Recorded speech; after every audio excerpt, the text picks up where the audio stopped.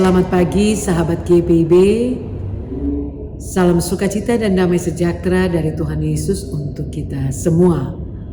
Bertemu kembali dengan acara Morning Call GPIB Sabtu tanggal 16 Desember 2023 bersama saya Pendeta Nyonya Ellen Polii Tamuno.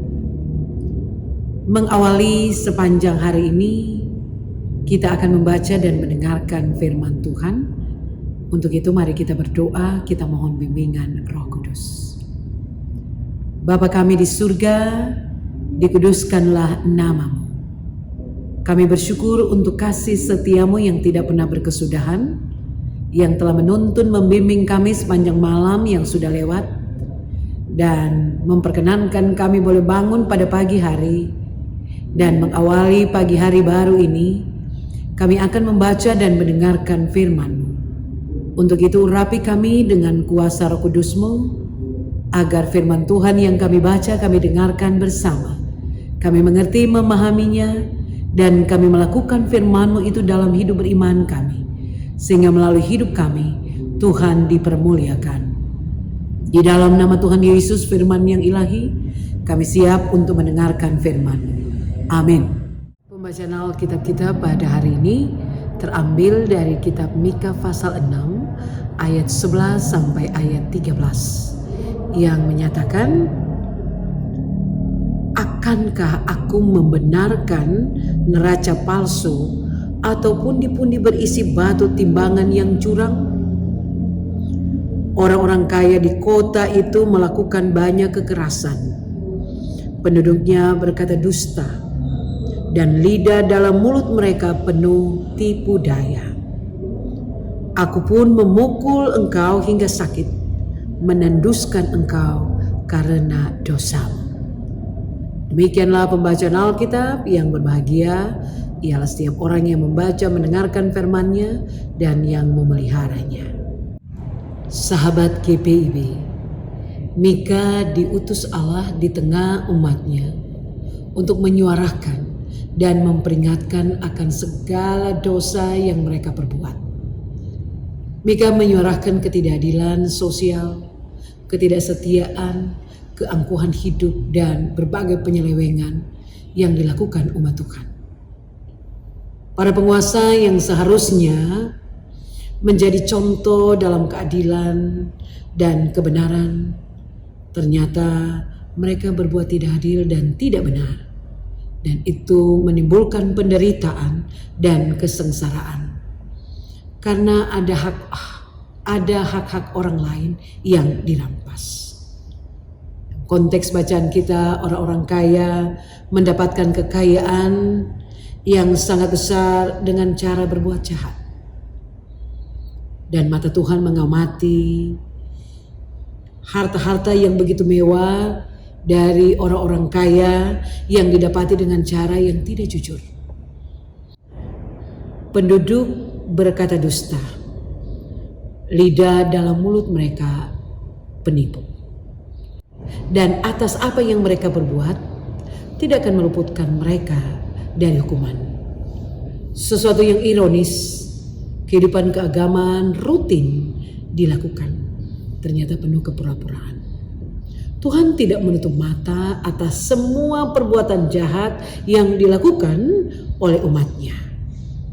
Umat Israel berpikir bahwa cara untuk meredam kemarahan Tuhan dengan memberikan persembahan yang banyak. Tapi Tuhan tidak silau dengan persembahan korban sebanyak apapun yang mereka persembahkan. Karena Tuhan akan menghukum mereka, membalaskan setimpal dengan apa yang mereka perbuat terhadap sesamanya.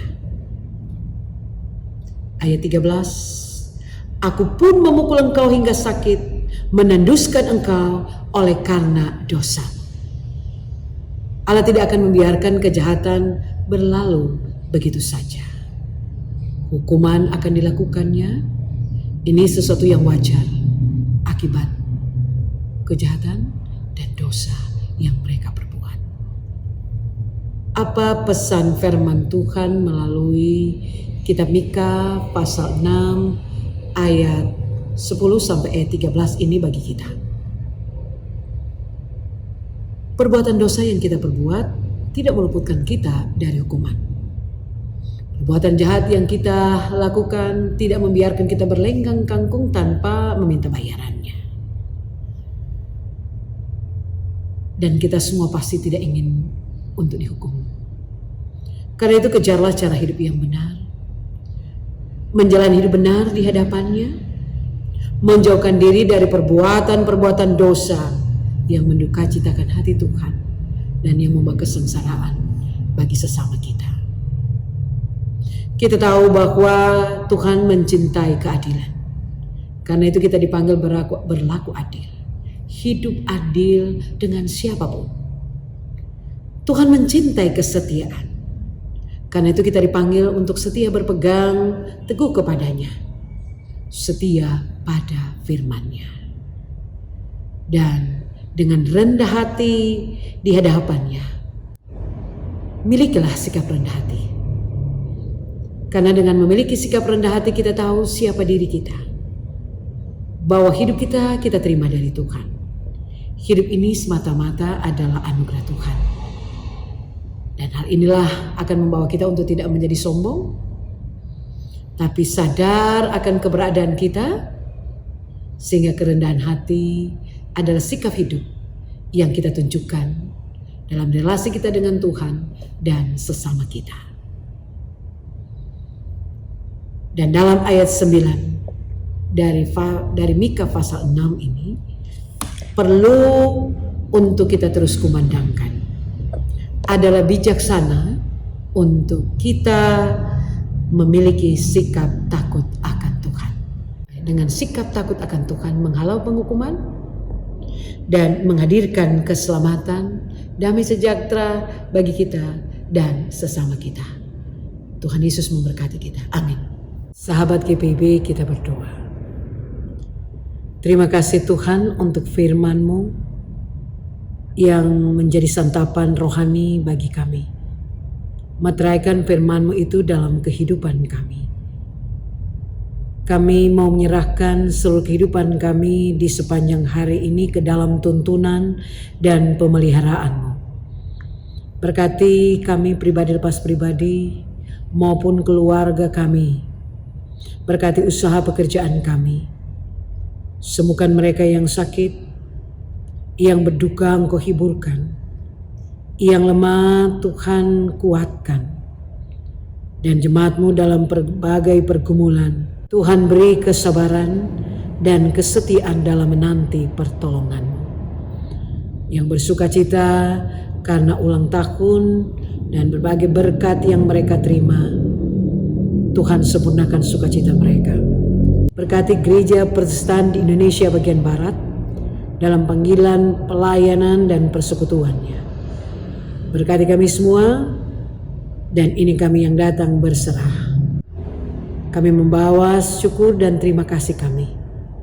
Di dalam nama Tuhan Yesus, Juru Selamat kami, penolong kami yang setia, kami berdoa. Amin. Selamat pagi sahabat GPIB, Tuhan Yesus memberkati kita semua.